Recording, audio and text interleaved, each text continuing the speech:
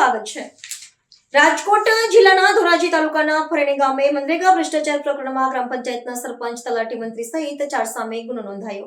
તત્કાલીન સરપંચ અને તલાટી મંત્રી ઉપરાંત 2 કર્મચારી દ્વારા વર્ષ 2010માં નોકરીના કાર્યકાળ દરમિયાન ભ્રષ્ટાચારની ઘટના બની હોવાની વિગત ધોરાજી તાલુકા પંચાયતમાં ફરજ બજાવતા રાજેશ કામરિયાએ ગેરરીતિ બાબતે ફરિયાદ નોંધાવી। ફરિયાદીએ ફરેણી ગામના તાત્કાલિક સરપંચ સહિતાબેન રાબડિયા, તલાટી મંત્રી એમ.વી. વેકરિયા, રોહિત સરદારા, જગદીશ રાબડિયા વિરુદ્ધ ફરિયાદ નોંધાવી 2010ના વર્ષમાં 4 શખ્સોએ અંદરોઅંદર મેળમિલાપ કરી મનરેગા યોજનાના શ્રમિકોની 1થી વધારે કામમાં હાજરી પૂરી શ્રમિકોના પોસ્ટ ઓફિસમાં જમા થયેલા નાણાં પોતાના અંગત ફાયદા માટે ઉપાડી લઈ નાણાંની ગેરરીતિ કર્યાનો ફરિયાદમાં ઉલ્લેખ।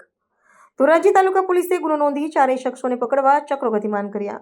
તાલુકા વિકાસ અધિકારી ધોરાજી સાહેબ, જે ફરેણીમાં જે મનરેગાના જે ભ્રષ્ટાચાર અને ફરિયાદ થઈ શું કહેશો? જે તે સમયના ફરેણી ગામના મનરેગા અંતર્ગત કામો થયેલા તેની ફરિયાદની તપાસ અંતર્ગત મનરેગા એક્ટ મુજબ કાર્યવાહી કરવામાં આવેલ છે। આરોપીએ કઈ પ્રકારનું કૃત્ય કરેલું હતું અને કેટલા રૂપિયાનું આમાં મનરેગામાં ભ્રષ્ટાચાર અને જે ફરિયાદ છે કે શું?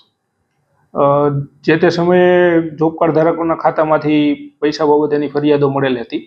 એ ફરિયાદના સોગંદનામા અને વિવિધ તપાસના અહેવાલ મુજબ કામગીરી કરી અને ફરિયાદ નોંધાવવામાં આવી છે। ફરિયાદમાં કેના કેના આરોપી તરીકે નામ આપવામાં આવેલા છે અને કઈ પ્રકારની ફરિયાદ છે અને કેટલો ભ્રષ્ટાચાર છે?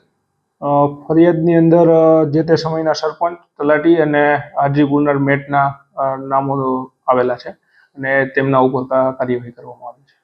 હાલ આ બાબતે તમે શું કાર્યવાહી કરવાની? પોલીસે તો ફરિયાદ કરેલી છે, પણ આપણા તરફથી કોઈ હાથ ધરવામાં આવશે? તપાસ અહેવાલ મોકલી આપવામાં આવેલ છે અને એ મુજબ આગળની કાર્યવાહી કરવામાં આવશે। હાલ કેટલા રૂપિયાનો આવા ફરિયાદમાં ભ્રષ્ટાચાર છે?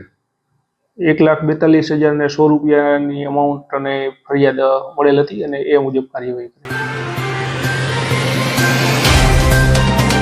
तो व्हाट्सएप, ट्विटर, फेसबुक, इंस्टा जहाँ भी आपका अकाउंट है, इसे शेयर बटन के द्वारा वहाँ पर शेयर करें।